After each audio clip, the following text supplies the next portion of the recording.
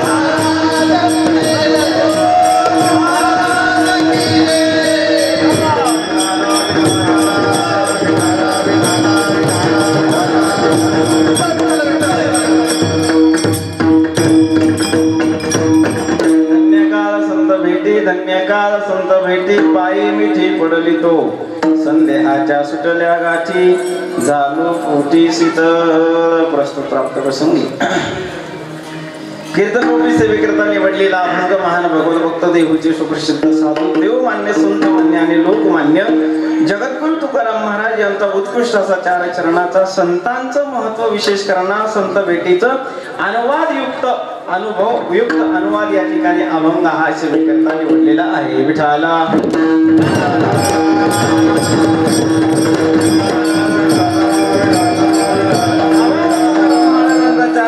उत्कृष्ट साधूच्या भेटीचं वर्णन महाराज या अभंगामध्ये करतात महाराज म्हणतात की अरे गड्या हो माझ्या जीवनामध्ये एक काळ असा ठरला की तो धन्यतेला या ठिकाणी प्राप्त झाला महाराज तुमच्या जीवनामधला काळ धन्य ठरला काय झालं त्या विशेष काळामध्ये महाराज म्हणतात त्या काळामध्ये मला संतांची भेट झाली धन्य काळ संत भेटी संतांची भेट झाली म्हटले त्या काळामध्ये म्हणून तो काळ माझ्या जीवनातल्या या ठिकाणी धन्यतेला प्राप्त झाला महाराज संतांची भेट झाली हे खरंय तो काळही धन्य ठरला हेही खरंय पण संतांची भेट झाल्यानंतर काय केलं पायी मिठी पडली तो संतांची भेट झाल्याबरोबर मी संतांच्या पायाला काय केले म्हणले मिठी मारली आणि मिठी मारल्याबरोबर माझ्यावर असा परिणाम झाला त्या संतांच्या भेटीचा संदेहाच्या सुटल्या गाठी झालो पोटी संदेहाच्या गाठी माझ्या अंतःकरणातला जो संदेह आहे ना माझा जो परमार्थाबद्दल जो संदेह संशय आहे ना तो या ठिकाणी निघून गेला आणि निघून गेल्यानंतर अगदी मी पोटी माझ्या अगदी शीतळ झालो महाराज संत भेटीमध्ये गाठी निघून जाणं एवढाच फायदा आहे का महाराज म्हणतात नाही त्यांचा मला सहवास झाला आणि त्यांच्या सहवासामध्ये मी त्यांच्या मुखातून जी काही वाक्य ऐकलेली आहेत ना ती वाक्य मी प्रसाद रूपी म्हणून ग्रहण केली आणि प्रसाद रूपी ग्रहण केल्यानंतर माझ्या जीवनातलं जे भवरूपी दुःख आहे ना माझा जो भवरूपाचा हा जो काही संसार आहे ना ते दुःख त्या दुःखाची नदी सहज या ठिकाणी मी तरुण गेलो मायबापाओ म्हणजे माझ्या अंतःकरणातलं आत्यंतिक दुःखाची निवृत्ती झाली आणि आत्यंतिक सुखाची मला या ठिकाणी प्राप्त झाली दुःख निघून गेलं आणि मंगलाची अवस्था माझ्या अंतःकरणामध्ये या ठिकाणी प्राप्त झाली आणि ही मंगलाची अवस्था प्राप्त करून देणारं दातृत्व या जगामध्ये मायबापाओ तिसरं कोणतंही नाही ते दातृत्व जर कोणतं असेल तर हे माझे संत या ठिकाणी आहे तुका म्हणे मंगला आता कोण दाता या हुनी संदेहाच्या सुटल्या गाठी झालो मोठी शीतळ विठाला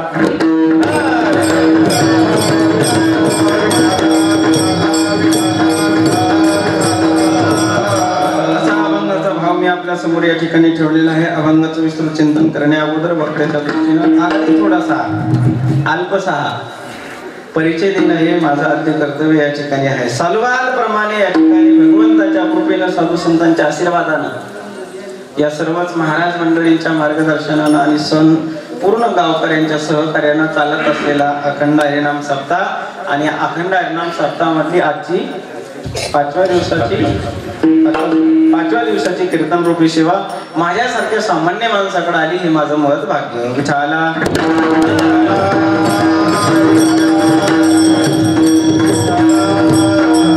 खूपच भव्य दिव्य स्वरूपातला हा कार्यक्रम आपल्या गावामध्ये अखंड नाम सप्ताह या ठिकाणी साजरा होत आहे. गोड असं वातावरण आहे, गोड असं गाव आहे, गोड असं भगवंताचं महादेवाचं मारुतीचं मंदिर या ठिकाणी आहे. श्रोतेगणही सुंदर आहेत, पूर्ण गाव या ठिकाणी जमा झालेलं आहे आणि तिथे स्तुत्य या ठिकाणी कार्यक्रम आहे. आणि हा कार्यक्रम हा सर्वांना तुम्ही आम्ही सर्वजण सुगंधित फुलं आहोत महाराज, पण या फुलांना एकत्रित करण्याचं काम ज्या धाग्यांनी केलं ते असे आमचे धागे असणारे हरिभक्तपरायण गुरु आमचे गुरु या ठिकाणी शिवाजी महाराज आबा या ठिकाणी उपस्थित. आबाच्या मार्गदर्शनाखाली चालत असलेला हा सोहळा. विठाला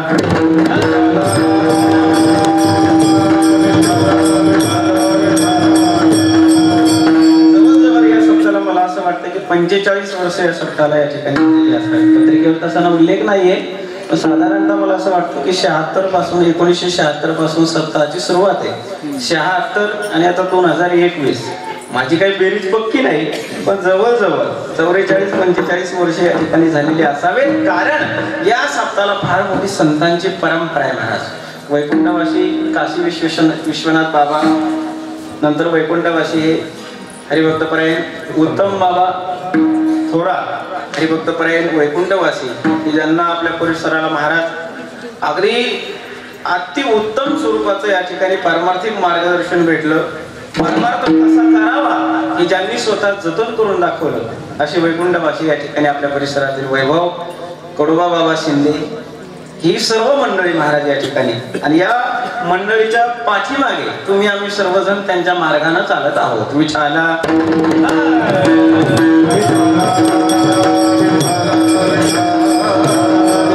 अगदी सुंदर महाराज सुद्धा सुंदर आहे. या ठिकाणी हरिभक्तपरायण आमचे माऊली आहेत. खरं तर असं दोन भाऊ एकत्र दिसत नाहीत महाराज, कुठे दिसतच नाहीत, प्रपंचात तर दिसतच नाही, परमार्थात हे विशेष महाराज. याच्यातलं त्याच्यात पुन्हा एक विशेष तुम्हाला सांगतो, जे लहान आहेत ते मोठे दिसतात आणि जे मोठे आहेत ते लहान दिसतात.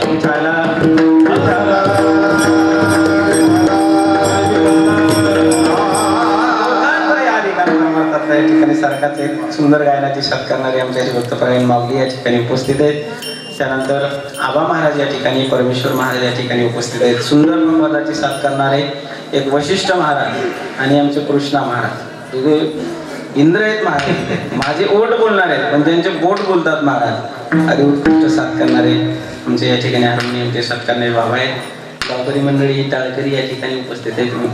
चोपदार आहेत, मेनेकरी बाबा आहेत. तुम्ही माता वर्ग, महिला मंडळ, छोट्या छोट्या मुली आहेत, मुलं आहेत आणि सगळं गावकरी मंडळी, पुरुष वर्ग, मोठ्या प्रमाणात पाठीमागे असलेला तरुण वर्ग.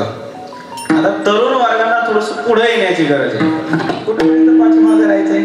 आता म्हाताऱ्यांना थोडस संसारात कसं केलं की लगेच लग्न झाल्यानंतर वडिलांना चाव्या मागतात, तसं परमार्थात आपण केलं पाहिजे. विठाला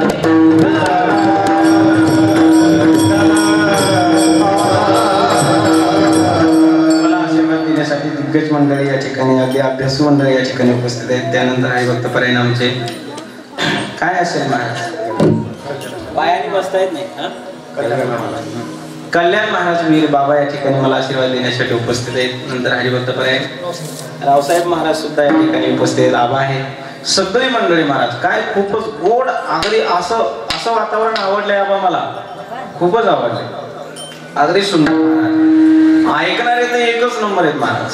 बस आता फक्त मी बोलायला पाहिजे. सुंदर ऐकणारे, कशासारखे ऐकणारे, अगदी महाराज भक्तराज अर्जुन यांच्यासारखे ऐकणारे, परीक्षित राजा यांच्यासारखे ऐकणारे, गोड वाजवणारे, गोड टाळकरी आहेत, गायनाचे आहे, सर्व एकच नंबर महाराज. ऐकणारे एक नंबर, गाणारे एक नंबर, वाजवणारे 2 नंबर, फक्त महाराजच 2 नंबर. विठाला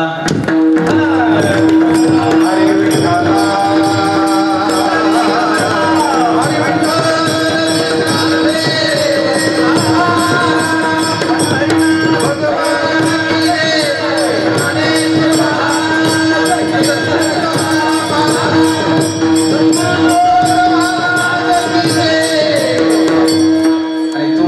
सर्वांना आनंद देणारे एक या ठिकाणी व्यक्तिमत्व आहे. ते म्हणजे असं माझा बसका आवाज आहे. हो, बगर स्वराचा आवाज आहे, पण तो स्वरात आणि मोठा आवाज या ठिकाणी जे या ठिकाणी प्रदान करतात असे आमचे हरिभक्तपरायण माईक सिस्टीमवाले दादा, त्यांना तर त्यावेळी तेवढे धन्यवाद कमी आहेत महाराज. गोड सिस्टम अगदी आवडलं मला. तुम्हाला सोबत घेऊन जाईल मी जाता जाता. विठाला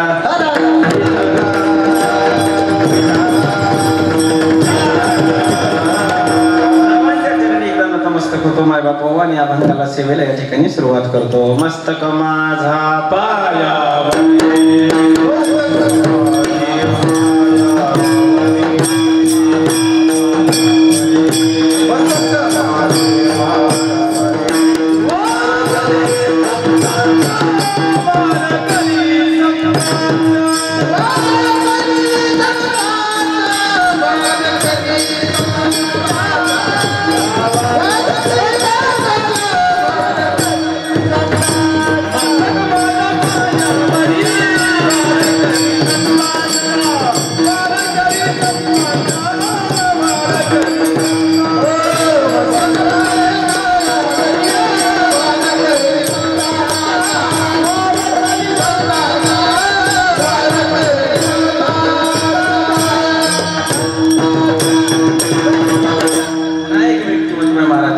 करणारे म्हणजे शूटिंग करणारे या ठिकाणी. पण पूर्ण शूटिंग करा बरं का, मागचा आणि पुढचा संदर्भ दाखवा, नाही ते एखादं चुकीचं वाक्य यायचं. संदर्भाला लागून असलेला विषय असतो तेही चुकीचं नसतंय, पण तेवढं जर टाकलं तर लोकांना ते चुकीचं वाटतंय. असो, अभंग तुकाराम महाराजांचा चारचरणाचा उत्कृष्ट असं संत भेटीवर अभंग, संत भेटीचा अनुभवयुक्त अनुवाद महाराज या अभंगामध्ये करतात. शास्त्रामध्ये काही प्रकार आहेत दादा. काही गोष्टीचा अनुभव असतो पण अनुवाद मात्र करता येत नाही. काही गोष्टीचा फक्त अनुवाद करता येतो, अनुभव मात्र अजिबात नाही. काही गोष्टी विठाला विठाला विठाला विठाला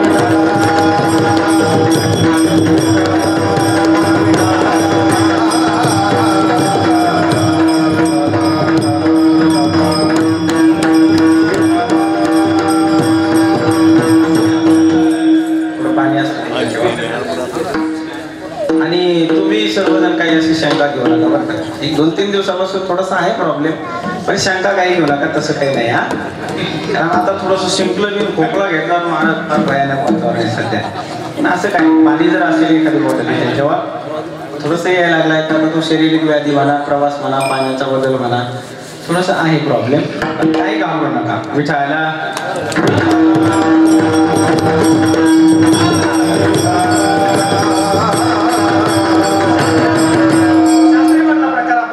पाहतो तो शास्त्र सांगतं की काही गोष्टीचा अनुभव आहे पण अनुवाद मात्र या ठिकाणी नाही. काही गोष्टी अशा आहेत की अनुवादच आहे, अनुभव अजिबात नाही. तिसरा प्रकार आहे अनुभवही नाही आणि अनुवाद सुद्धा नाही. आणि चौथा प्रकार आहे अनुभव पण आहे आणि अनुवाद सुद्धा नाही. या 4 प्रकार महाराज या शास्त्रामध्ये सांगितलेले. पहिला प्रकार आहे अनुभव आहे पण अनुवाद मात्र या ठिकाणी नाही. खऱ्या परंपरेचा, खऱ्या परमार्थाचा या ठिकाणी अनुभव आहे पण अनुवाद मात्र या ठिकाणी नाही. घ्या पटकन कोणी विठाला विठाला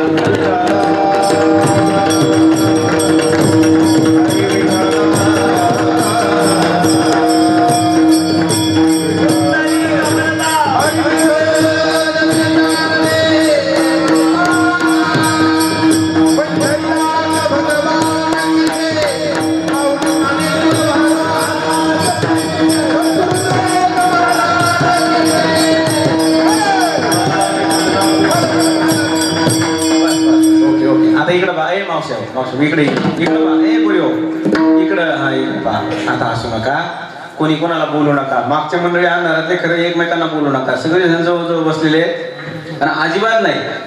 याच्या जो शेजारचा आहे त्याच्याकडे सुद्धा तुमचं लक्ष गेलं नाही पाहिजे. अगदी लक्ष प्रामाणिकपणे ठेवा. 1 तास जास्त नाही. 1 तासामध्ये जर तुमची कृपा झाली तर मुलं बोलता येईल, आणि जर तुमची कृपा जर झाली तर मला खोकला येईल. विठाला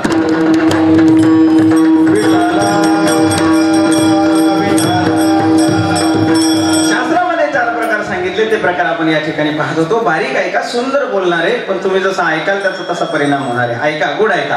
अनुभव एका गोष्टीचा आहे, पण अनुवाद मात्र अजिबात नाही. मी ब्रह्मवेत्ता आहे, अहम ब्रह्मास्मी, मी ब्रह्म आहे, मी परम स्वरूप परमात्मा या ठिकाणी आहे. हा अनुभव आपल्याला या ठिकाणी येतो, पण तो शब्दाच्या माध्यमातून या ठिकाणी सांगता येत नाही. याचं कारण असं असतं की ज्या वेळेस शास्त्रामध्ये द्वैत आणि अद्वैत हे 2 शब्द जर सिद्ध करायचे असेल, अद्वैत जर सिद्ध करायचं असेल, तर त्या ठिकाणी अद्वैत सिद्ध करताना जर शब्दाची निर्मिती जर झाली तर तिथं द्वैत निर्माण होतं, अद्वैत राहत नाही. विठाला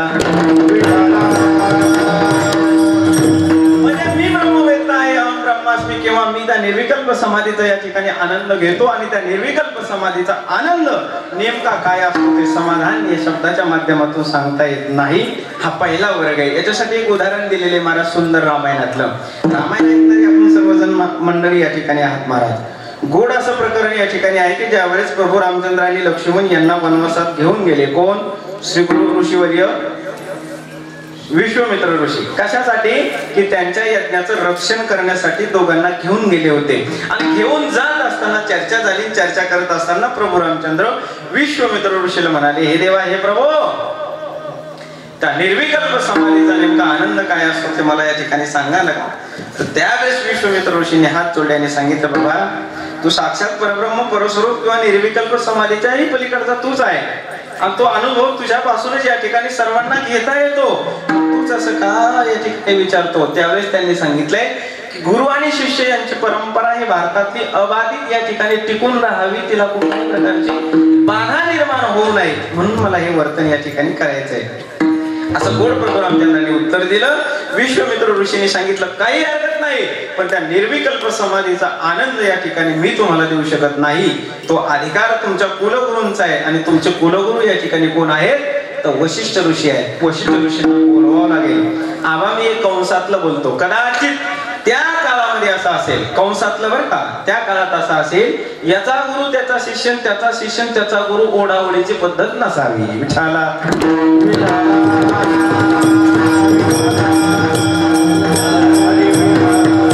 वशिष्ठांना पाचारण केलं आणि वशिष्ठांना सांगितलं की प्रभूंची इच्छा या ठिकाणी अशी अशी आहे. डोक्यावर वशिष्ठांनी हात ठेवला आणि प्रभू रामचंद्रांना निर्विकल्प समाधी त्या ठिकाणी लागली महाराज.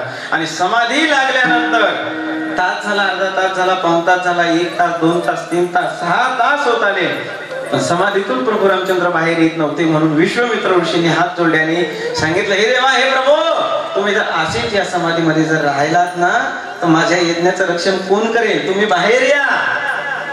पण प्रभू रामचंद्र त्या निर्विकल्प समाधीचा आनंद त्या ठिकाणी घेत होते, बाहेर मात्र त्या ठिकाणी येत नव्हते.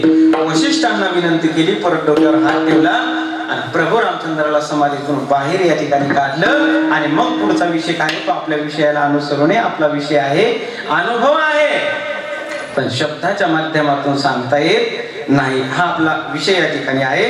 मग त्यावेळेस त्या दोघांचं संभाषण चाललं. विश्वामित्र ऋषी म्हणले, देवा, तुम्ही समाधीत होतात, मी तुम्हाला किती आवाज दिले, किती बोलवलं, कितीतरी जोरजोरात ओरडलो, पण तुम्ही सुद्धा मला म्हटले नाही.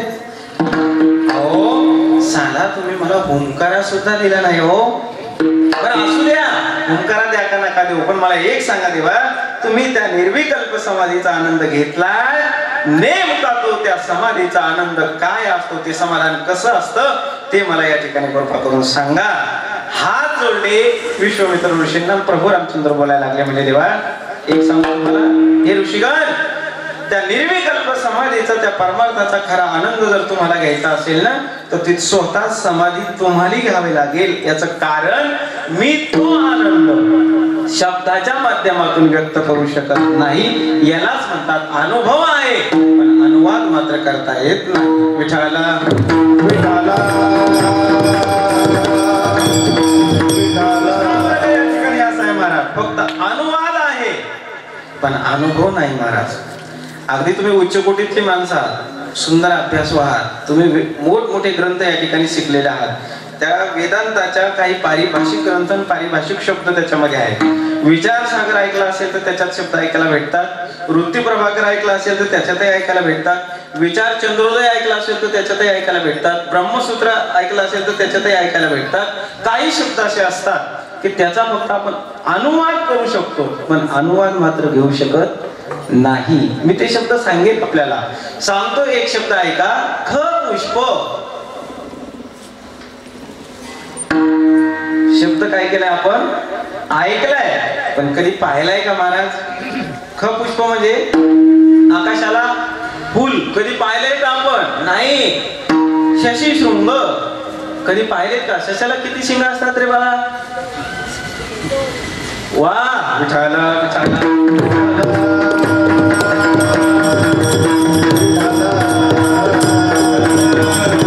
वा वा, अभिनंदन. तुझं उत्तर चुकीचं देत आहे तरी सुद्धा अभिनंदन. का? बोलण्याची हिंमत केली महाराज. यात बोललं पाहिजे, चुकीचं असो का काय असो, फार दिवशी बोललाय ना ते बस अभिनंदन बाळा तुझं. पण सशाला शिंग नसतात बरं. सशाला 2 कानं असतात. विठाला विठाला.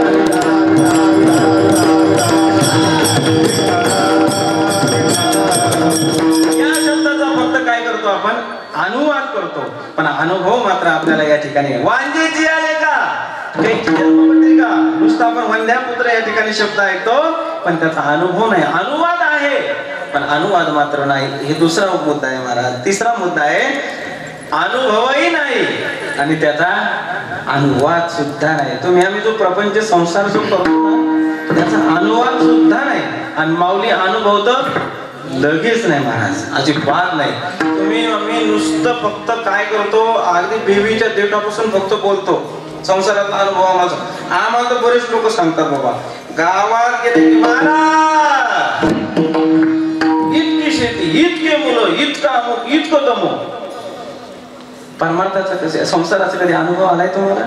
जर कदाचित अनुभव जर आला असेल तर मग तुम्हाला त्या अनुभवानुसार दरवर्षी तेच पीक आणि तसंच पीक व्हायलाच पाहिजे. अनुभव जर असला तर. होते का? नाही होत. तसंच आहे परमार्थाचा अनुभव, या संसाराचा अनुभव नाही. कारण तुमची आमची अवस्था अशी वेगळीच झालेली आहे महाराज. कहा गए तो कहा भी नहीं, कुछ भी नाही. अशा अवस्थेमध्ये तुम्ही आम्ही आहे. तुझा अनुभवही नाही आणि अनुवाद सुद्धा नाही. या परमार्थ या संसाराचा अनुभव घेता घेता घेता घेता किती जरी तरी वाटे लावलेत आपण महाराज. आजा मेला पंजा मेला बाप मसना गेला सगळी गेली महाराज. आणि छातीवर हात टेकून तुम्ही आम्ही आज सांगतो माझी जमीन इतकी आहे. अजिबात नाही बरं का. ती जमीन तुमची नाही. त्या जमिनीने याच्या अगोदर कितीतरी वाटे लावलेले आहेत महाराज. विठाला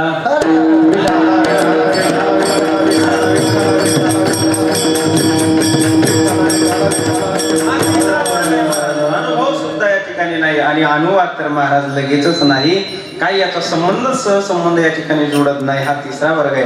पण एक वर्ग असा आहे अनुभव सुद्धा आहे आणि अनुवाद सुद्धा आहे. तसं महाराज म्हणतात की मला संत भेटीचा या ठिकाणी मी अनुभव सुद्धा आहे आणि संत भेटीचा मी अनुवाद सुद्धा या ठिकाणी केलेला आहे. म्हणजे चौथ्या प्रकरणातील हे या ठिकाणी अभंग आहे. विठाला बघा तुम्ही परमार्थाचा अनुभव या आधी साधू संत मंडळीला आलेला आहे महाराज. आणि म्हणून तुकाराम महाराज म्हणतात की आम्ही अनुभवाशिवाय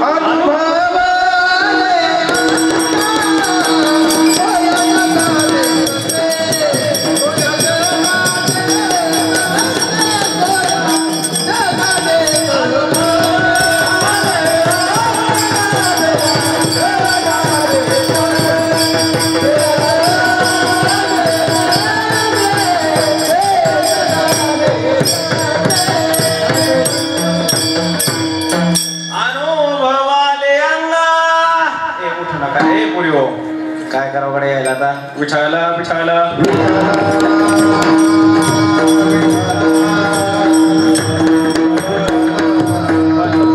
आता उठू नका कोणी. हा उठायचं असेल तर आताच उठून घ्या, म्हणजे नंतर उठायचं काम पडणार नाही. खरं काय लय त्रास होतो आणि मला तर जास्तच होतो. पहिलेच तर काही येत नाही आणि त्यातल्या असा डिस्टर्ब झाल्यावर पुन्हा भानगड विठाला विठाला विठाला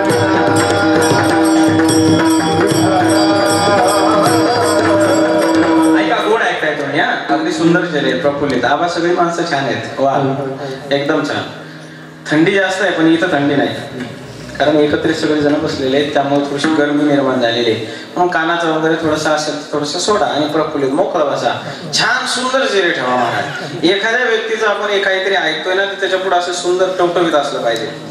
जर तुम्ही असं मार्का चेहरा घेऊन बसते तर मग ते डोक्याला हात लावून नासन बैगन बरा होता गण असं झालं हे कुठं असतंय हे कीर्तन आहे म्हणा. आणि कसं असावं महाराज कीर्तनामध्ये इतकं तल्लीन आपण झालेलं असावं पुढं श्रवणावर वगैरे बोलणार आहे मी कसा परिणाम मी बोलणार आहे त्यावर असू द्या पण प्रफुल्लित बसा. कशावर निघालाय गेले का नाही 2-3 मिनिटं वाया कोण उठलं होतं ते गेले महाराज बरं ठीक आहे जाऊ द्या विठाला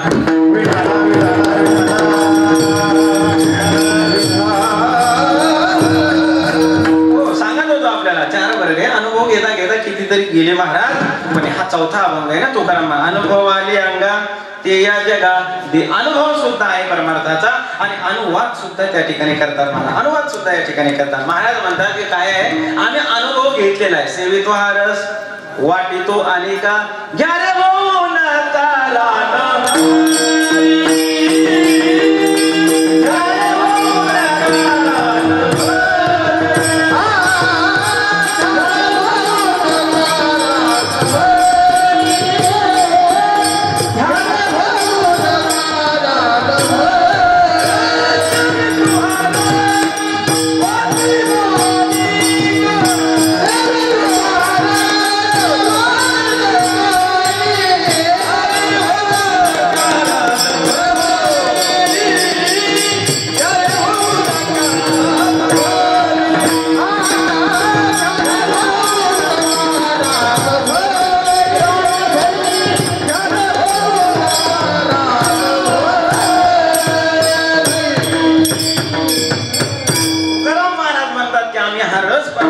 सेवन करतो आणि तुम्हाला सिद्ध देतो महाराज इकडे तिकडे जाऊ नका फक्त हा परमार्थ एकदा करा आणि परमार्थाचा परिणाम तुमच्या जीवनावर 100% झाल्याशिवाय नाही. महाराज सांगतो तुम्हाला आम्ही महाराज जन्माला आल्यापासून तर मरेपर्यंत झोपेतून उठल्यापासून तर रात्री झोपेत जाईपर्यंत तुमच्या आमच्यावर प्रत्येक गोष्टीचा परिणाम या ठिकाणी होत असतो.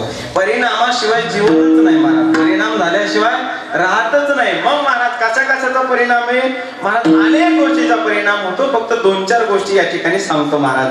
पहिला परिणाम तुमच्या आमच्यावर जर होत असेल तर तो श्रवणाचा होतो आणि श्रवणाचा जर एकदा का परिणाम जर झाला ना तर श्रवणाने सुद्धा तुम्ही आम्ही मोक्षाला या ठिकाणी जाऊ शकतो.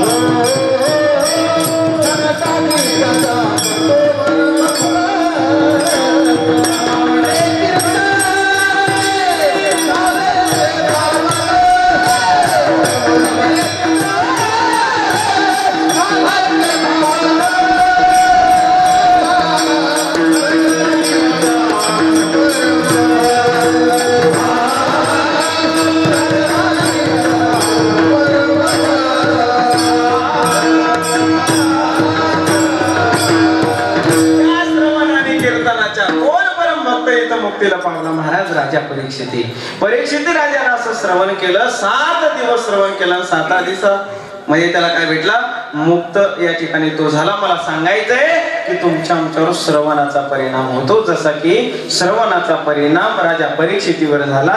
श्रवणाचा परिणाम भक्तराज अर्जुनावर झाला.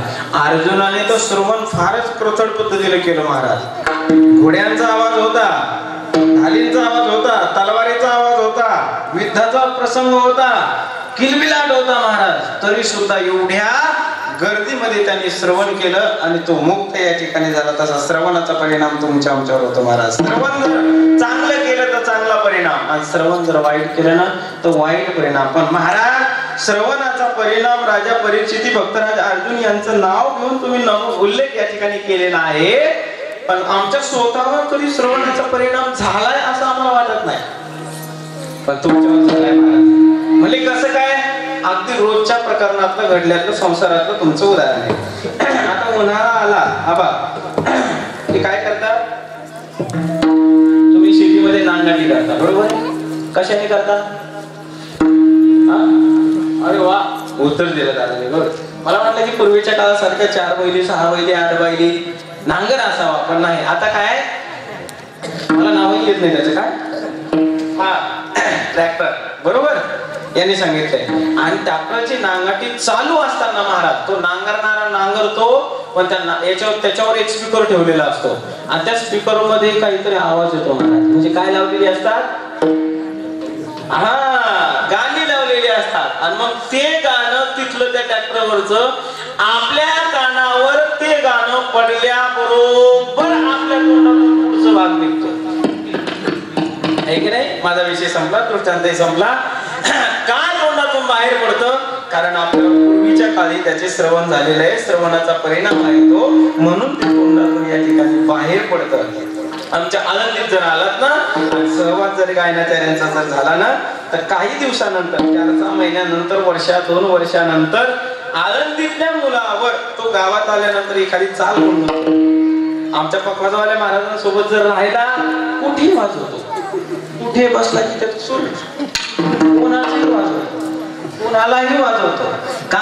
त्याचा तो परिणाम या ठिकाणी झालेला असतो. मला सांगायचा आहे मुद्दा, जास्त विषय लांबवत नाही. श्रवणाचा परिणाम तुमच्या आमच्यावर होत असतो. मग चांगलं श्रवण केलं तर चांगला परिणाम, वाईट श्रवण केलं तर वाईट परिणाम. दुसरा मुद्दा त्यांना संगतीचा परिणाम होतो. असे परिणाम सांगत सांगत मी भेटीपर्यंत जाणार या.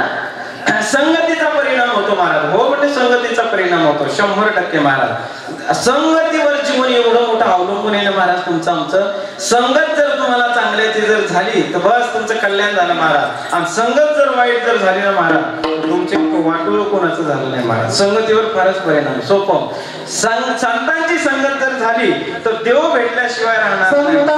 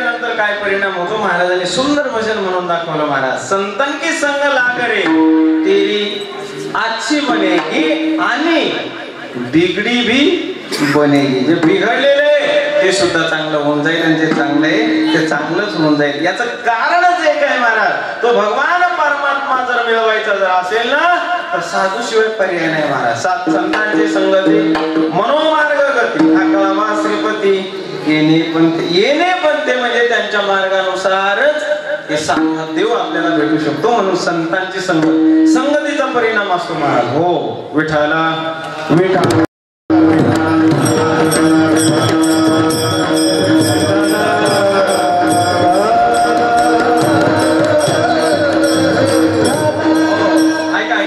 बाकीचे इकडे पाच जा, ज्याला जायचे त्यांना जाऊ द्या. थोडे लहान लेकर त्यांच्या असू द्या. तुम्ही बाकीचे त्यांना नका पाच जाऊ बरं का. माय बाबा लय जीव तोडून सांगायचा प्रयत्न करायला लागलो बरं का खरं. आणि तुम्ही ऐकलं पाहिजे. कीर्तनकार इथे येणारा जो वक्ता आहे ना हा साधा नाही महाराज. ही गादी साधी नाही. आणि उगाचच आम्ही 8-10 तासाचा प्रवास करायचा इथं यायचं आणि उगाचच तुम्हाला आज सांगू का तुम्हाला आजच्या कीर्तनामध्ये म्हणजे नेहमीच्याच बरं का आपला वकील यायला लागला, डॉक्टर यायला लागला, इंजिनियर यायला लागला, शिक्षक यायला लागला. म्हणजे अगदी मोठमोठे उच्च शिक्षित झालेली लोक इथे यायला लागले महाराज.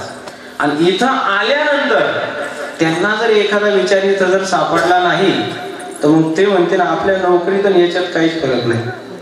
इथं जर सासू आला, जवळ आली, सून आली, मेवणा आला, पाहुणा आला तर मग काय राहिलं याच्यात नाही. म्हणून इथून एक सुंदर विचार आपण घेऊन गेलो पाहिजे आणि तो विचार ऐकण्यासाठी आपण सतर्क करायला पाहिजे. या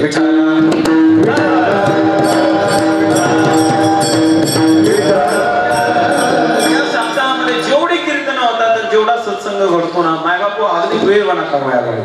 परमार्थ हा वेळ वाया घालवायचा नाहीच. आणि प्रपंच हा वेळ वाया गेल्याशिवाय होतच नाही, त्याच्यात वेळच वाया घालावा लागतो.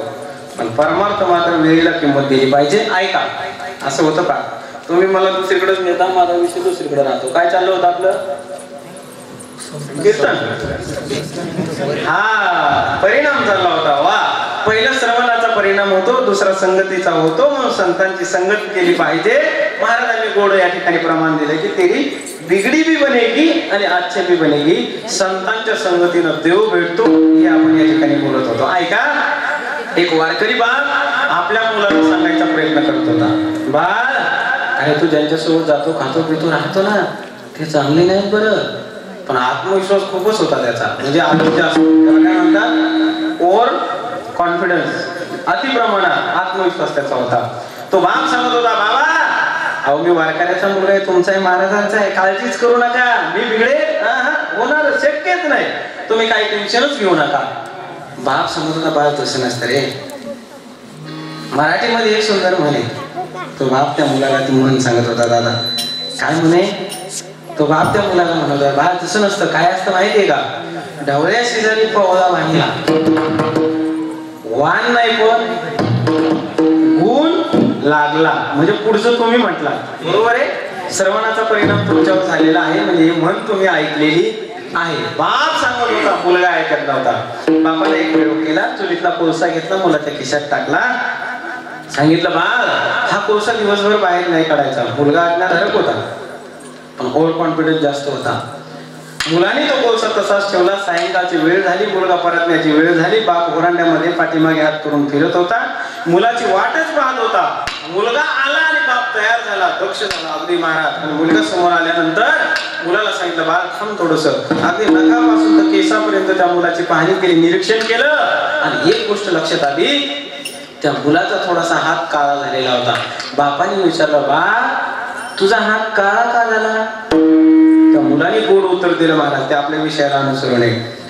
तर मुलाने उत्तर दिलं, बाबा काय प्रश्न करता? सकाळी मी बाहेर जात असताना चुलीतला कोळसा घेतला, तुम्ही माझ्या खिशात टाकला. कागद काढण्याच्या निमित्तानं, पैसे काढण्याच्या निमित्तानं जेव्हा खिशात मी हात घातला ना, तेव्हा तो कोळसा सहज माझ्या हाताला लागला, माझा हात काळा झाला. बापाने विचारलं, बाळ पुन्हा सांग. तो कोळसा सहज माझ्या हाताला लागला आणि माझा हात काळा झाला. त्या बापाने सुद्धा त्या मुलाला सांगितलं की बाळ मला सुद्धा तुला हेच सांगायचंय रे, तो सहज का होईना तुला जर काळ्याची संगत जर झाली ना तर तुझं जीवन सुद्धा काळ झाल्याशिवाय राहणार नाही. म्हणून संगत संतन की करना विठाला.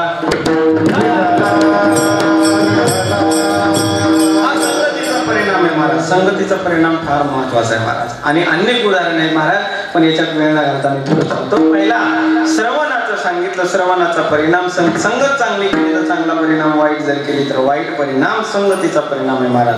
दुसरा मुद्दा आहे महाराज, पाहण्याचा परिणाम होतो. तुम्ही आम्ही काय पाहता हे महत्वाचं आहे.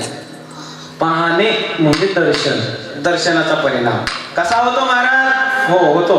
पाहणे आणि भेटणे या गोष्टी थोड्याशा जवळ आहे, याच्यामध्ये साम्य आहे महाराज. पाहण्याचा परिणाम होतो म्हणजे मला खरं हो होतो, नक्की होतो, तुम्हाला जाणीव करून देतो, तुमच्या रोजच्या अनुभवातला पाहण्याचा परिणाम 100% होतो. म्हणजे मला काय होतो महाराज. एकदा एक बाप सकाळी उठला, त्या घरातला व्यक्ती मोठा, आणि सकाळी उठल्या उठल्या अगदी आवरलं, सगळं उरकलं आणि अगदी दिवस निघायच्या आधी गावाच्या बाहेर पडला. महत्वाचं काम होतं. तेव्हा ऑफिसात गेला, सर महत्वाचं काम त्या दिवशी झालंच नाही. आणि घरी आला दुपारी, आणि घरी आल्याबरोबर फिरत होता घरात महाराज. बाईने ओळखलं म्हणले हो हे डिपार्टमेंट लय हुशार. हो ओळखण्याच्या बाबतीत यांचा नादच करायचा नाही महाराज. म्हणजे बस मालकांचा आज जरा काही बरोबर वातावरण दिसत नाही. लगेच पोराला सांगितलं आज पप्पा जरा नसं वेगळं आहे असं मी काही जास्त सांगणार नाही. पण यांनी ओळखलं आणि विचारलं मालक तुम्ही असं का करता? दररोजचं तुमचं वेगळं वागणं आजचं वेगळं वागणं काय सांगा नेमकं काय सांगाल का? काय तुमचं काही झालंय का? त्यावेळेस त्यांनी सांगितलं अगं हो मी आज ज्या महत्वाच्या कामासाठी गेलो होतो ना ते माझं महत्वाचं काम झालं नाही. काय कुणास ठाऊक म्हटले आज मी सकाळी उठल्या कुणाचं तरी कोणाचं तरी तोंड पाहिलं असं पाहण्याचा परिणाम होतो महाराज. मग तुम्ही जर या संतांना जर पाहिलं व देवाला जर पाहिलं तर त्याचा 100% परिणाम होतो महाराज. तुकाराम महाराज एका ठिकाणी सांगतात तुका म्हणे जाती ताप रोषणे विश्रांती. जर या साधू संतांना जर आपण पाहिलं ना तर आपल्या जीवनातलं दुःख या ठिकाणी नाहीस होतं. हे दुःख निघून जातं.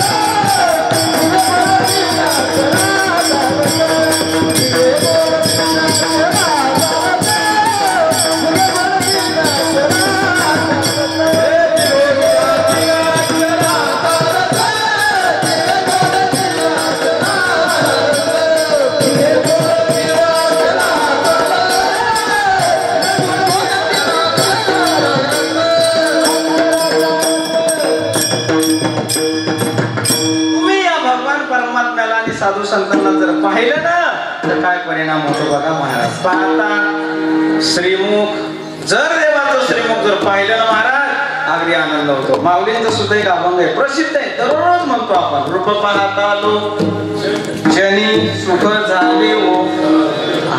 त्या साजनीला सांगता साजनी म्हणजे बुद्धी त्या बुद्धीला सांगता की मी देवाचं मुख जर पाहिलं महाराज साधू संतांना जर पाहिलं ना काय परिणाम होतो त्याचा माहितीये का? आपले दुःख आणि ताप या ठिकाणी नाहीच होतात. म्हणजे श्रवणाचा परिणाम होतो संगतीचा होतो पाहण्याचा सुद्धा होतो. तिसरा आहे महाराज सेवेचा सुद्धा होतो. हो साधू संतांची व अन्य लोकांची कोणाची जरी सेवा जर केली ना तर त्याचा परिणाम तुमच्या आमच्यावर होतो 100% होतो महाराज. अहो एवढंच काय तुम्ही जर या साधू संतांची जर सेवा केली ना तर देवाची वेगळी सेवा करायचं काम तुम्हाला पडत नाही. कारण साधूच्या सेवेमध्येच देवाची सेवा केल्याने इतकं पुण्य प्राप्त होतं. हा सेवेचा परिणाम आहे. विठाला विठाला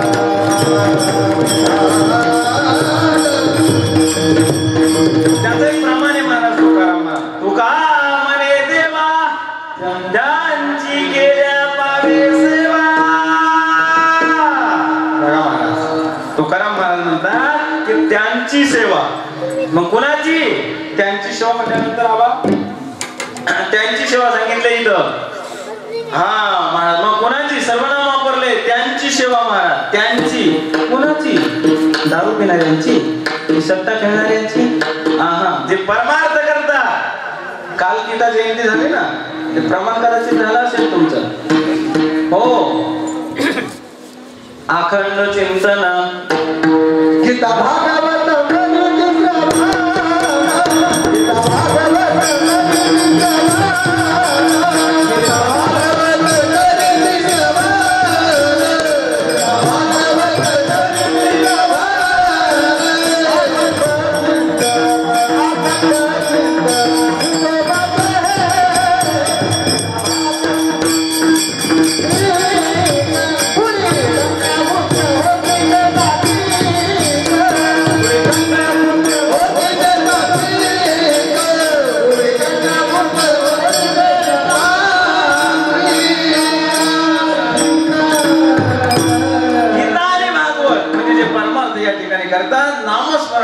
असताना त्यांची सेवा केल्यानंतर महाराज याच अभंगात सुद्धा शेवटच्या चरणात त्यांचा शब्द आलेला आहे महाराज. तुका म्हणे मोज घडो त्यांची सेवा परी माझ्या दैवा, त्यांची सेवा मग कुणाची, जे परमार्थ करतात. आणि म्हणून तुकाराम महाराज म्हणतात की सेवेचा परिणाम काय असतो, जर त्यांची सेवा जर झाली ना तर परिणाम असा आहे की देवाची सेवा केल्याचं पुण्य या ठिकाणी प्राप्त होतो. माझा सांगायचा मुद्दा तुम्हाला असा होता की श्रवणाचा परिणाम तुमच्या आमच्यावर होतो, संगतीचा परिणाम तुमच्या आमच्यावर होतो, त्यानंतर पाहण्याचा परिणाम तुमच्या आमच्यावर होतो, त्यानंतरचा मुद्दा सांगितला मी सेवेचा परिणाम तुमच्या आमच्यावर होतो. आणि पुढचा माझा मुद्दा असा आहे की संतांच्या भेटीचा परिणाम सुद्धा तुमच्या आमच्यावर होतो. महाराज म्हणले माझ्या जीवनामध्ये एक वेळ अशी आली की त्या वेळेला मी धन्यवाद दिला. का दिला त्या वेळेला धन्यवाद, कारण त्या काळात मला संतांची भेट झाली. काय परिणाम झाला, अभंगाचं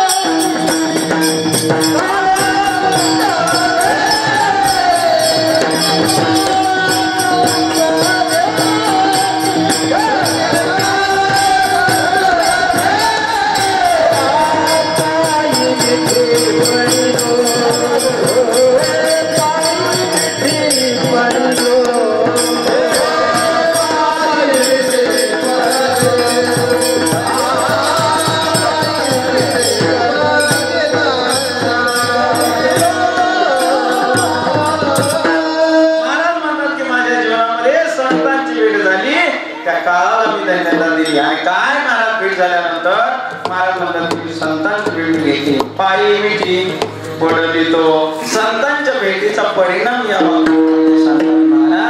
अगदी महाराज तुकाराम महाराज या ठिकाणी सांगतात की माझ्या जीवनामध्ये संतांच्या भेटीचा परिणाम अलौकिक स्वरूपाचा झाला. हो, संतांचा परिणामच असा असतो महाराज. आणि म्हणून तर संत जेव्हा जेव्हा जेव्हा जेव्हा येतात, जेव्हा जेव्हा आपल्याला दिसतात ना, तेव्हा तेव्हा आपला अंतःकरण आनंदित प्रफुल्लित होऊन जातो आणि आपण अंतर्मुख या ठिकाणी होतो महाराज. बघा, एखाद्या साधूचं जर तुम्हाला दर्शन झालं किंवा एखाद्या साधूची जर भेट झाली तर तुम्ही सर्व विसरून जाता महाराज. आमचा अनुभव सांगतो, आम्ही जर कदाचित एखाद्या गावात गेलो, एखाद्या घरी जर गेलो ना, तर लोकांवर एवढा परिणाम होतो. लोक म्हणतात की महाराज तुम्ही आळंदीहून आला, आज आम्हाला साक्षात माऊलींचं दर्शन झालं. म्हणजे काय अंतःकरणावर परिणाम झाला त्यांच्या, की माऊलींची ती एकरूप झाली महाराज. म्हणजे हा परिणाम नुसता आमच्यासारख्या सामान्य गधाड्या माणसाला पाहिल्यानंतर जरी होत असेल महाराज, तर खरोखर संतांना पाहिल्यानंतर काय झालं असेल. तुकाराम महाराजांचं जीवन बघा महाराज, जन्मा आलो इथपासून तर आम्ही जातो आमच्या गावा इथपर्यंत. तुकाराम महाराजांचं कसं होतं जीवन, कसं प्रफुल्लित होतं. हो, दुसरं तिसरं काहीच नव्हतं महाराज जीवनात. उठलं की टाळ, उठलं की चिपळ्या, उठलं की भजन, उठलं की देवाचं नामस्मरण. दीन रजनी हाती धंदा गोविंदाची. महाराज दिवस न करे, रात्र न करे, अंगी खेळी. उठलं की नामस्मरण होतं महाराज, उठलं की भजन होतं. आणि तुकाराम महाराजांच्या जीवनावर त्याचा परिणाम झालेला होता. महाराज संसार तुकाराम महाराजांचा प्रतिकूल होता, पण परमार्थ मात्र अनुकूल होता. विठ्ठला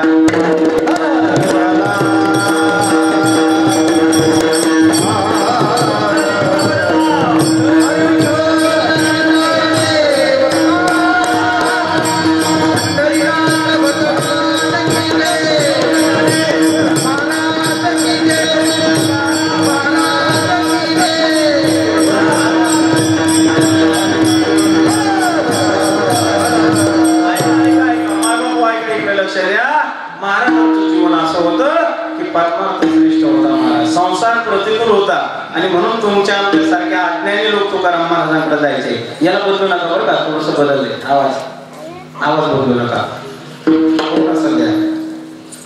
हो हा ऐका दादा, काका ऐकताय ना?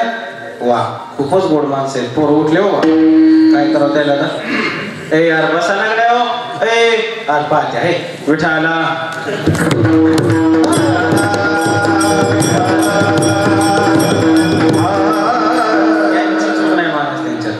कसं एकच काय चूक नाही माहित. ते म्हणायला लागले जवळजवळ आता 9:45 वाजत आले. 8:30 वाजेपासून एकच चित्र आहे. बदलं ना कसं काय चित्र बदलून पाहण्याची सवय ना. ते 2 मिनिटात 5 मिनिटात. मला काय सांगायचं होतं, तुकाराम महाराजांच्या जीवनाचा जर अभ्यास केला ना महाराज, तर तुकाराम महाराज जीवनाचं लय उत्कृष्ट होतं. महाराज तुकाराम महाराज आणि तुमच्या आमच्यासारख्या आज्ञाने तुकाराम महाराजांकडे जायचे. म्हणायचे काय काय हो म्हणले, तुमच्या चेहऱ्यावर एवढा आनंद, एवढा प्रफुल्लितपणा नेमकं कशामुळे दिसतोय? अहो आम्हाला तुमची चिंता आहे की तुकाराम महाराजांना आता संध्याकाळच्या खाण्याची सोय नाही हो. आणि तरी सुद्धा आम्हाला 12 महिन्याचं सुद्धा खाण्यासाठी असलं तरी आमचा जर पाऊस कदाचित जास्त झाला तर आम्ही डोक्याला हात लावतो. कसं होईल? पण तुकाराम महाराजांचं जीवन असं होतं महाराज. अगदी तुकाराम महाराज तर म्हणत होते महाराज, अरे तुम्हाला काय माहितीये आम्ही काय खातो आणि काय पितोय? अरे आम्ही आनंदाचे लाडू खातो. तुकाराम महाराज म्हणत होते. तुका म्हणे खातो, तुका म्हणे खातो आनंदाचे लाडू, तुका म्हणे खातो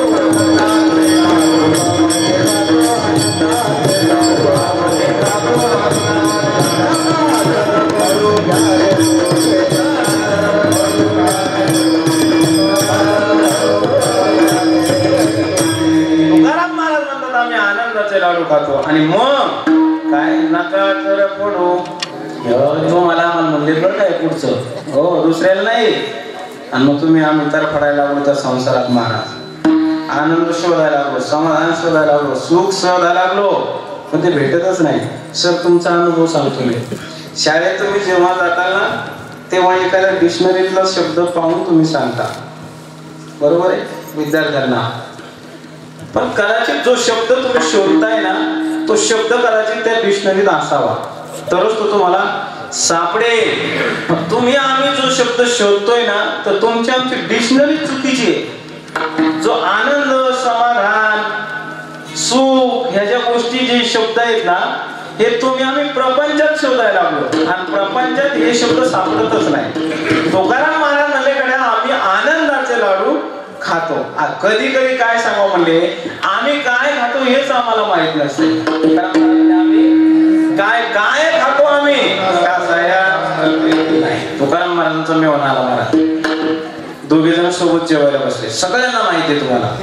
आणि जेवायला बसल्याबरोबर महाराज तुकाराम महाराजांनी सुरू केलं लाभ बरकत. 2-4 चपात्या इकडच्या इकडं गडप केल्या महाराज. चपात्या नसतील त्यांना बोललो आता, भाकरी असतील नाही तर मग कदाचित कन्या सुद्धा असतील महाराज. काय सांगता. आणि मग जिजाबाई वाढायला जेव्हा जेव्हा यायच्या ना तेव्हा तेव्हा डोक्याला हात लावायच्या, तोंडाला हात लावायच्या, बारीक व्हायच्या आणि म्हणायच्या मालक काय जेवायला लागले, काय करू बाई माझा भाऊ काहीच खाय ना. भाऊ हो टेन्शन त्यांच्या चेहऱ्यावर. भाऊ काहीच खात नाही. आता कसं कुबर काय सांगू म्हणले. आता काही नाश्ता करून येईल का मला जेवून येईल. आताच्या सारख्या काही हॉटेल नव्हत्या, ढाबे नव्हते. हा काय कुठून जेवण आला असेल का असं टेन्शन त्या जिजाबाईंना आलं. कसं तरी जेवण उरकलं. दोघे जण बसले बैठकीमध्ये.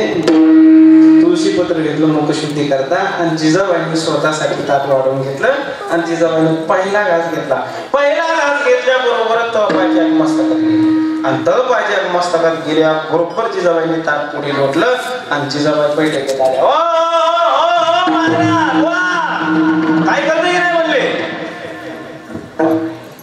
काय शब्द होते जिजाबाईंचे. तो अधिकार जिजाबाईंचाच असतो. काय म्हणले तुम्हाला काय कळतं की नाही. तू करा म्हणाले अगं थोडं शांती ना.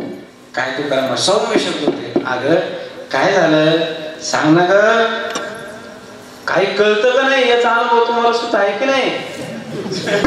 हा महाराज तुकाराम महाराजांपासून चालत आलेले आहे आबा.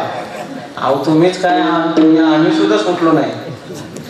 आता रात्री कीर्तन झाल्यानंतर गाडीत बसलं सकाळी जर तिथं गेलं ना 5:30-6 वाजता तिथून उतरावं लागतं माऊली. गाडी लावून फेटा असं बघला घ्यावा लागतो. असं जावं लागतं आणि आमचं दारात झाडत असते. आमचं कळलं तुम्हाला. हा दारात झाडत असते. गल्लीतल्या सुद्धा 2-4 बाया असतात आणि झाडता ते आम्हाला पाहते. उभं राहते. पदर खवलेला आहे. झाडं हातात आहे. झाडू हातात आहे आणि आम्हाला लगेच म्हणतोय महाराज आला बाई आमचा सप्ताह. लाज वाटते महाराज कस तरी वाटते मला. बाजूच्या बायका असतात आपलं खाली मान घालावं फेटा बांधला असतो असं जावं चप्पल काढावं असं वाटतंय महाराज. विचारावं मला हो महाराज कस काय प्रवास झाला. जाताना कसे गेले येताना कसे आले. तिथं गेल्यानंतर कोणता अनुभव घेतला होता.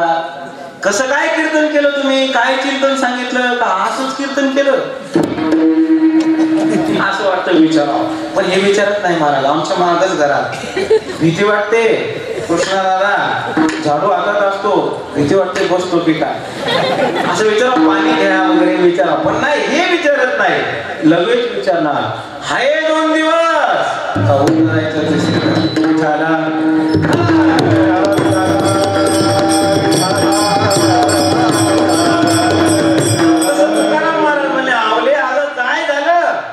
आवली म्हणले माझा भाऊ जेवला नाही. महाराज म्हणले मग तुझा भाऊ जेवला नाही तर मी काय करू. अहो महाराज मी सांगाव तर खरी ना की भाजीत मीठ नाही. मीठ नव्हतं माझा भाऊ जेवला नाही. त्याला वाटलं मालकासमोर सांगावं कसं.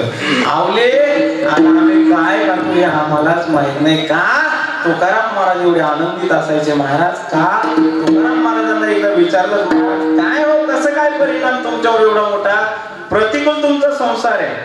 तुकाराम महाराज म्हणले अनुकूल आमचा परमार्थ आहे. कारण हा परमार्थ करत असताना माझ्या जीवनात एकदा संतांची भेट झाली आणि माझं कामच झालं. म्हणजे तुकाराम महाराज काय म्हणते संतांची भेट झाली त्या काळाला मी इथे धन्यता दिली. महाराज धन्यता अनेक प्रकारच्या.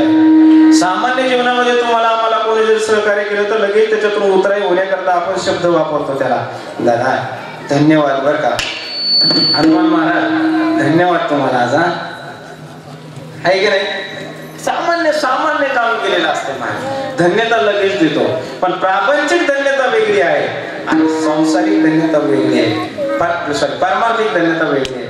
प्रापंचिक वेगळी आहे. सांसारिक वेगळी आहे. पण पारमार्थिक धन्यता तेव्हाच म्हणा महाराज की आमच्या अंतःकरणातलं अज्ञान कुठं पळून गेलं तेव्हा आम्ही धन्यता झालो. आमच्या शंका कुशंका ह्या कुठंतरी निघून गेल्या तेव्हा आम्ही धन्य झालो. हा आमचा परमार्थ परमेश्वर श्रेष्ठ दर्जाचा आम्हाला प्राप्त झाला तरच आम्ही या ठिकाणी धन्य झालो. धन्य जगी तोची धन्य जगी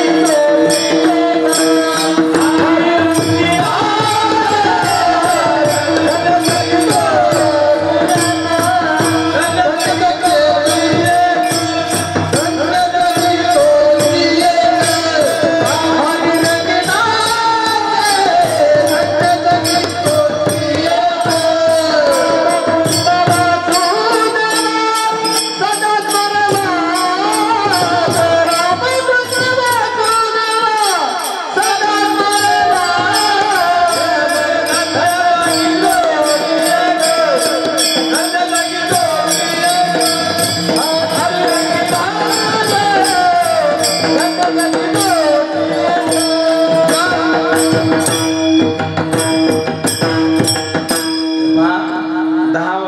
8 ते 10 कीर्तने, पण इमानदारीने सांगतो माझ्या डोक्यात 8:30 पर्यंत बोलायचं आहे बरं का. हो, कारण मग म्हणून चाललंय असं लांब लांब. 8 ते 10 आहे. आता 10 वाजायला माझ्या घडीत 5 मिनिटं बाकी आहेत. तुमच्या घडीत किती आहे? मला कौरव बोलू आपण सांगा ना थोडस. विचारलं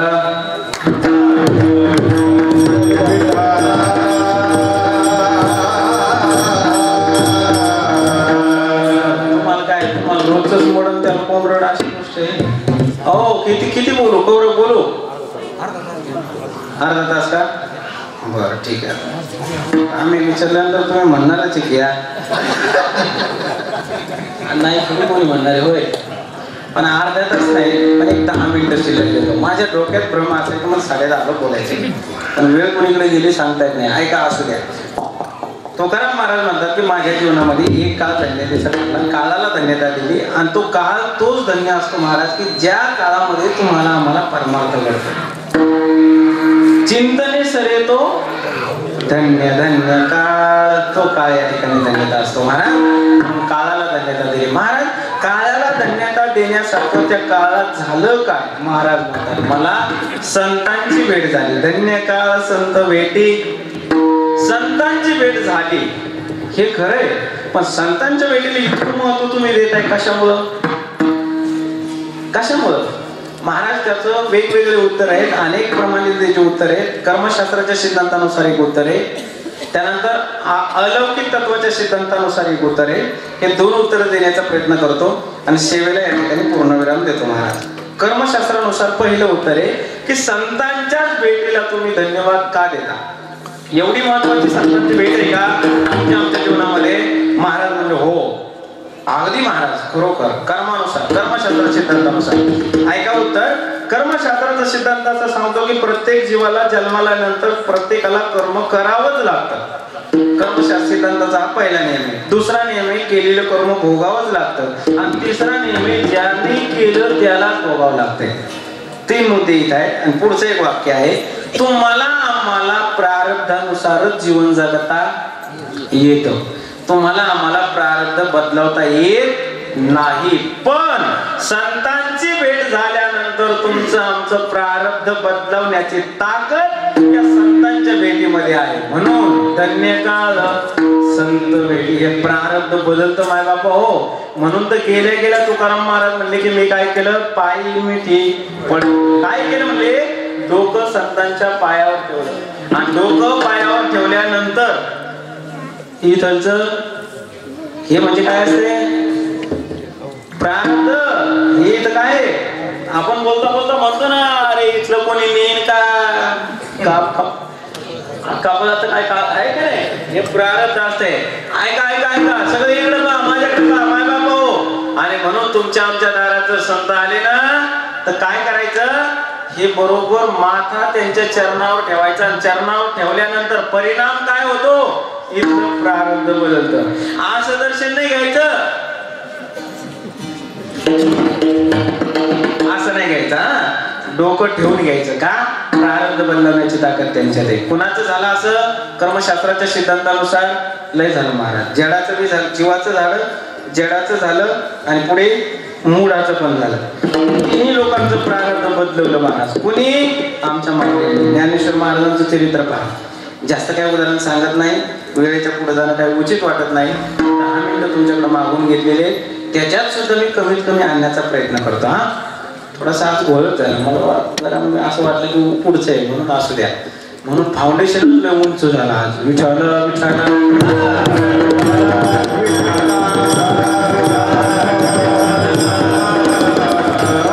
कर्मशास्त्राच्या सिद्धांतानुसार माऊलीचं उदाहरण, माऊलीच्या जीवनात घडलेला प्रसंग. माऊली महाराज शुद्धीपत्र काढण्यासाठी पैठणला आले. आपल्याला माहिती आहे आपण त्या परिसरातले आहे. शुद्धीपत्र काढण्यासाठी पैठणला आले. पैठणला आल्यानंतर सगळं काही चमत्कार वगैरे दाखवले. माऊली परतीच्या प्रवासाला निघले. नेवाशामध्ये प्रवास केला. प्रवास केल्यानंतर अघटित घटना झाली. समोरून प्रेत अंत्ययात्रा आली. अंत्ययात्रा आल्याबरोबर माऊलीने नमस्कार केला आणि 4ही भावंड एका रस्त्याच्या कडेला उभे राहिले. समोर पुरुष वर्ग निघून गेले, महिला वर्ग मागून आल्या. कदाचित ते प्रेत या ठिकाणी पुरुषाचं असावं, याचं एक कारण असं होतं की एक बाईमध्ये अशी होती की त्या बाईला हिरवं पातळ नेसलेलं होतं, केस मोकळे सोडलेले होते, हात भरून हिरव्या बांगड्या नेसलेल्या होत्या, कपाळ भरून कुंकू लावलेलं होतं. याचं कारण असं असावं की ती सती जाणीला निघालेली असावी, म्हणून ते प्रेत पुरुषाचं असावं. पण ज्या बाईला सजवलेलं होतं ना, त्या बाईची नजर माऊलीकडे गेली आणि ती बाजूच्या बायांना म्हणू लागली, बाया हो, मला थोडस सोडा, 10 मिनिटात पुढच्या मला सतीला जायचे. कर्मशास्त्रानुसार उत्तर सांगतो, संतांच्याच भेटीला महत्व का? त्या बाईने सांगितलं, मला थोडस सोडा, मला संतांचं दर्शन घ्यायचंय, कोणीतरी साधू आलेले आहेत. आणि साधू हे त्यांच्या कृतीवरून ठरत असतात, त्यांच्या वेशावरून ठरत असतात. तुम्ही बघा, आम्ही जर कुठेतरी दिसलो तर लोक लगेच म्हणतात महाराज आले. ही आमची ताकद नसते, ही कपड्याची ताकद. म्हणून त्या बाईने पाहिलं, माऊली समोर होते, निवृत्ती दादा होते मागे, सोपान दादा मुक्ताबाईच्या हरिभावाला कडेला होती. त्या बाईने सांगितलं, मला थोडस सोडा. ती बाई सुटली, महाराज ते सोडलं बाई बाकीच्या बायांनी आणि सरळ गेली आणि माऊलीच्या चरणावर नतमस्तक झाली. माऊलीच्या चरणावर डोकं ठेवल्या माऊलीच्या तोंडून आवाज बाहेर आला, शब्द बाहेर पडले, सौभाग्यवती भव.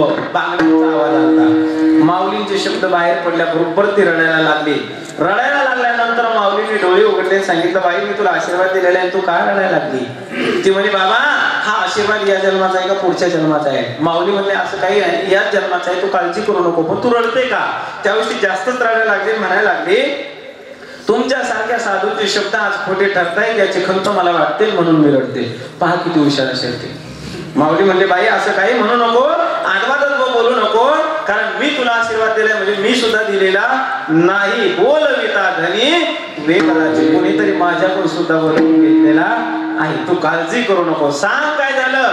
म्हणले, तुम्ही पाहताय ना बाबा, ही अंत्ययात्रा माझ्या पतीची आहे आणि मी सुद्धा सती जाण्याला निघाले आणि तुम्ही तर आशीर्वाद दिलाय सौभाग्यवती भव. मग सांगा मी काय करू?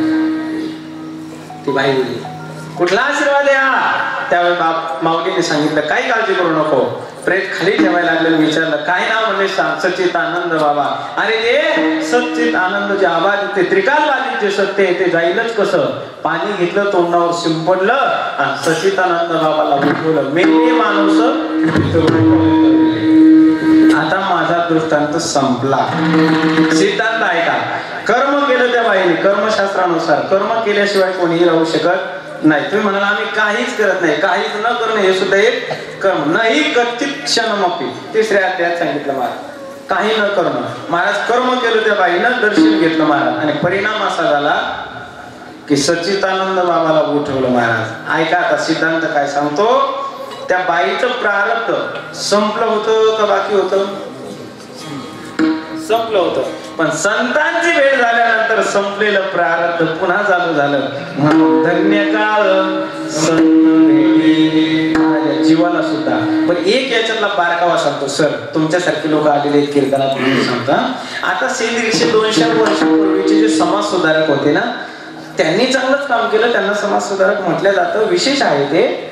पण कदाचित माझा भाव असा इथला आहे, वैज्ञानिक दृष्टिकोनातून चालू घडामोडीनुसार असा माझा दृष्टांत आहे, असा माझा एक हेतू आहे की कदाचित आमच्या माऊलींनाच या ठिकाणी सती जाण्याची प्रथा बंद करायची होती, म्हणून तर सच्चिदानंद बाबांना जिवंत केलं.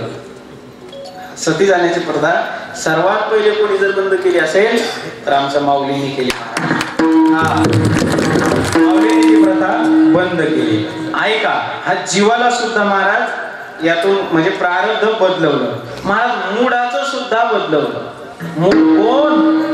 मूळ हा रेड्यामुखी वेद बोलविला. मूळ पशुच्या वेणीतला आहे महाराज.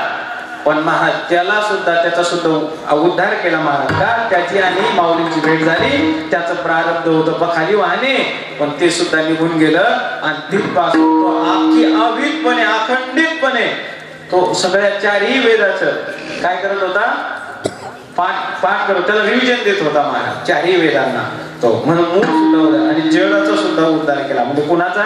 जडाचं सुद्धा प्रारब्ध बदलवलं. कोण जड?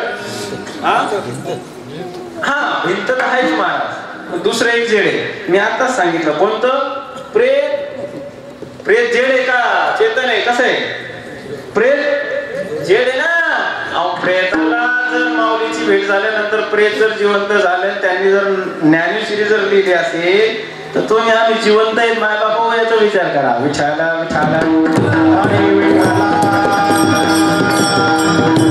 कर्मशास्त्रानुसार हे उत्तर माझं झालं. महाराज पुढचे असे अन्य आहेत महाराज. जी निमेष मात्रे देव श्रीचा तो केला, हे माऊलींच्या भेटीतच झालेलं आहे महाराज. त्या बाईचं प्रारब्ध संपलं होतं, स्त्रीचं प्रारब्ध संपून पुरुषाचं प्रारब्ध तिला दिलं. धन्य काळ संत भेटी. संत अलौकिक आहेत महाराज. अगदी 2च मिनिटात सांगतो महाराज. संत अलौकिक आहेत म्हणजे कसे काय, कशाला म्हणतात अलौकिक? सामान्य जगाला जे कळत नाही त्याला अलौकिक म्हणतात. पंचमहाभूतामध्ये जे अडकत नाही त्याला अलौकिक म्हणतात. काळाची सत्ता त्याला चालत नाही त्याला अलौकिक म्हणतात. आणि हे अलौकिक संत आहे. पंचमहाभूतामध्ये अडकतच नाही. वयाच्या 22व्या वर्षी आमच्या ज्ञानोबरायांनी पृथ्वीच्या तत्वावर ताबा मिळवला आणि पृथ्वी तत्वाला वश केलं. संजीवन समाधी घेतली. आजही माऊली आहेत. वायू आणि आकाश या 2 तत्वाला जिंकलं आमच्या तुकोबरायाने. आप तत्वाला माऊली नाथ महाराजांनी जिंकलं, अग्नी तत्वाला मुक्ताबाईंनी जिंकलं. म्हणजे या तत्वात ते अडकत नाही. आणि काळाची सत्ता त्यांच्यावर चालते का? नाही चालत. दड दड दड दड दुड दुड दुड. हा हा हा का जगा काळ खाय आम्ही माथा दिले पाय. जगाला काळ खाऊ शकतो पण आम्हाला काळ गुलाम सलाम करी. तू कया घरी नाथ महाराजांना बघा किती वेळेस काळाने गेलं. किती वेळेस? 3 वेळेस. तिसऱ्यांदा गेले. 2 वेळेस काळाला म्हणजे ते ठेवला नाथ महाराज. आणि 2ही वेळेस नाथ महाराज उठून बसले. कशामुळं काय आता मी काही लांब होत नाही. पण का? काळाची सत्ता त्यांच्यावर चालत नाही. का? संत हे अलौकिक आहेत महाराज. आणि या अशा अलौकिक संतांची जर भेट झाली तर प्रारब्ध बदलू शकतो. म्हणून धन्य काळ संत भेटी पायी मिठी कोणाली तो. मिठी मारली पाहिजे. मिठीमध्ये असा परिणाम होतो. हे हृदयचे ते हृदय इकडचा करण इकडं, तिकडचा करण इकडे ट्रान्सफर होत असतो. म्हणून मिठी मारल्यामुळं रामायण घडलं महाराज. मिठी मारल्यामुळे हो. कैकेयीनं आणि तिची दासी असणारी मंथरेच्या अंतकरणात विकल्प होता. आता प्रसंग लय मोठा आहे सांगत नाही. आणि दोघींनी मिठी मारली. मंथरा म्हणत होती बाई तू असं काय करायला लागले, तू हे मुलं हे गादीवर बसायले. ती म्हणे असं का बोलते तू? कारण सर्वात जास्त आनंद हा कैकेयीला झाला होता. माझा प्रभू माझा देव माझा राम गादीवर बसणार. जे आजवाता तो बोलायला लागले सांगू लागले. बोलता बोलता एकमेकांना धरलं, पाऊला धरलं, मिठी मारली. मिठी मारल्या बरोबर इकडचा विकल्प तिकडे गेला. मग तिला करंट लागला. ती म्हणजे हा मंथरा सांगते ते खरं आहे. आणि अशा कितीतरी मंथरा आता जिवंत आहे. विठाला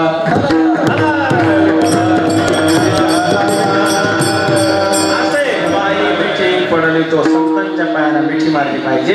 परिणाम होतो महाराज. मिठी मारली पाहिजे. नमस्कार केला पाहिजे. अभिवादन शिलस्य नित्यम वृद्धोपसेन चत्वारी तस्य वर्धन्ते आयुर्विद्या यशोबलम. 4 गोष्टी ऑटोमॅटिक भेटतात. म्हणून आपण अभिवादन श्री संतांची माथा चरणावरी महाराज. मिठी मारल्यानंतर झालं काय? संदेहाच्या सुटल्या गाठी झालो कोटी शीतल ठोपाल हरी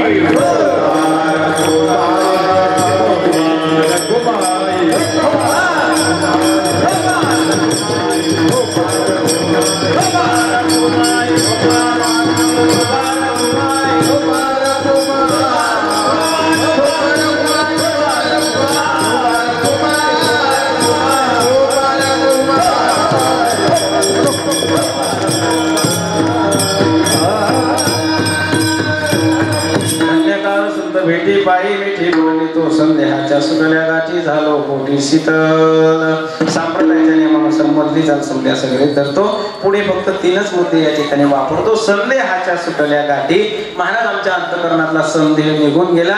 संदेह अनेक पद्धतीचा अनेक प्रकारचा असंख्य संदेह या ठिकाणी सांगितले. फक्त 3च संदेह सांगतो. 3 प्रमाण सांगतो. आणि माऊलींचं ज्ञानेश्वर माऊलींचं भजन करतो. ऐका संधी हा, हे जगत सत्य आहे की असत्य, पहिला संदेह. दुसरा संदेह हा परमात्मा सगुण आहे का निर्गुण आहे, दुसरा संदेह. आणि तिसरा संदेह या ठिकाणी असा आहे, हा जीव आणि हे ब्रह्म हे एक आहे की दोन, हे तीन संदेह इथं मानतो. आता हे जर विस्तृत स्वरूपात जर मला याच्यावर बोलायचं होतं बरोबर, कारण आबांनी मला सांगितलं होतं की बाबा ऐकणारी मंडळी थोडीशी सुंदर आहे, म्हणून हे तीन संदेह मला थोडेसे विस्तारात देऊन सांगायचे होते. प्राक भाव, पराग भाव असे जे काही संदेह, असंभावना, समभावना एका विचारसागरात आलेले आहे, याच्यावर मला थोडंसं बोलायचं होतं. पण आता थोडीशी वेळ गेली, जर कदाचित पुढच्या वर्षी आलो तर मग कदाचित ऐका ऐका गोड माणसं हसतायत अजून बरं का, खरंच महाराज ऐका. काय सांगत होतो, संदेह हा परमात्मा सगुण आहे का निर्गुण, एक प्रमाण माऊलीचं देतो. तुझं सगुण म्हणू की निर्गुण रे, सगुण निर्गुण एकू गोविंद रे, हा संदेह मिटला. हे जगत सत आहे की असत आहे. महाराज रज्जू सर्पाकार भासले जगदंब, हे भासलेले कशा करता, रज्जू आणि सर्प याचा दृष्टांत विचारसागरात सांगितला जातो. कशामुळं काय कसा असतो त्याचं चिंतन आता करता येत नाही, पण प्रमाण मात्र सांगितलं. हा संदेह निघून गेला आणि हा जीव आणि हे ब्रह्म एक आहे की दोन आहे. महाराज म्हणले तुका म्हणे कैची की हो, ते जीव निराळा, जीव निराळा नाही, हा संदेह इथून सुटला. संदेहाच्या सुटल्या गाठी झालो पोटी शीतळ. तुकाराम महाराज म्हणतात की मी पोटी शीतळ झालो, मला निवांत वाटलं. महाराज शीतळ होणं एवढाच फायदा आहे का, नाही. भव नदीचा झाला तारा, ही जी भव नदी आहे ना महाराज, भव नदीने त्यांचा मुखातून ऐकलेले शब्द मी प्रसाद रूपीने ग्रहण केले आणि माझं दुःख या ठिकाणी निघून गेलं. सुखाची अवस्था प्राप्त झाली. ही सुखाची अवस्था प्राप्त करून देणारं दातृत्व हे संत आहे. तुका म्हणे मग आता कोण दाता, याहुनी संदेहाच्या सुटल्या गाठी झालो मोठी ज्ञानेश्वर.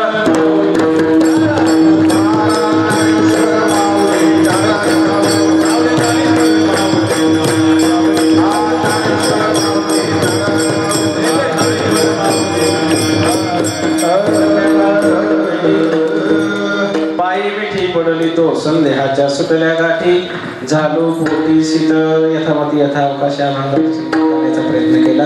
वेळेअभावी चालू होईल का नाही हे मला आता सांगता येणार नाही. होणार आहे का, बरं ठीक आहे, 2 मिनिटात चालू कोणी उठून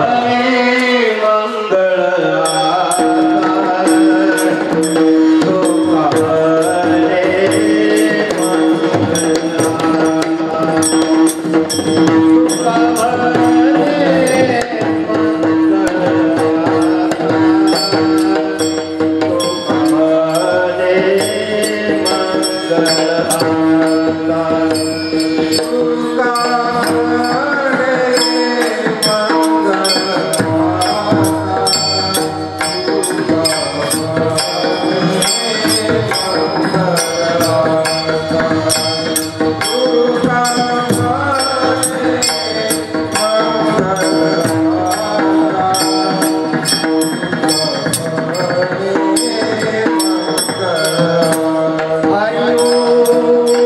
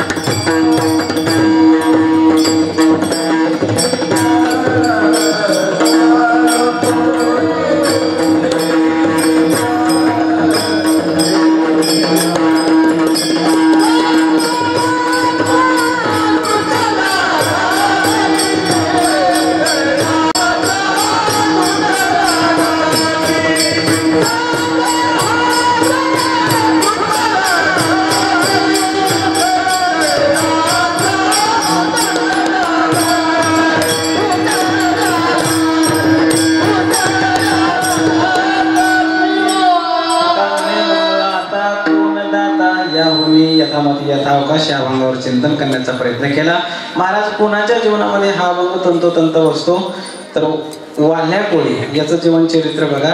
संतांची भेट झाली, मंगलाची अवस्था सुद्धा त्यांच्या जीवनामध्ये या ठिकाणी प्राप्त झाली.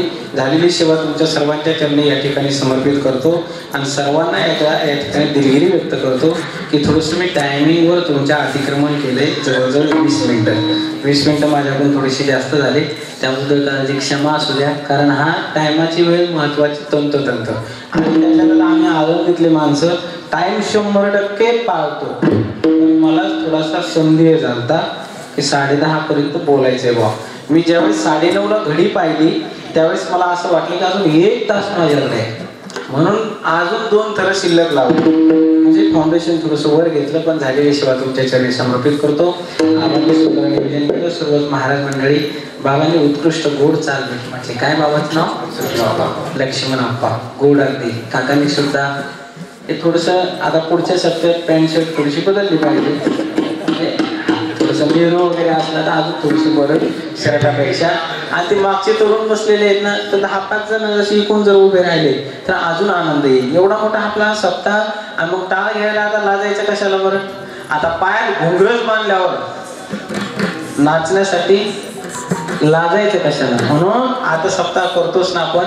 एकच सांगतो, जे विठ्ठल करतो. भूल कर भी कोई भूल हुई तो भूल समझ कर भूल जाना, लेकिन भूलना सिर्फ भूलों को, भूल कर भी हमें न भूल जाना. विठ्ठल जी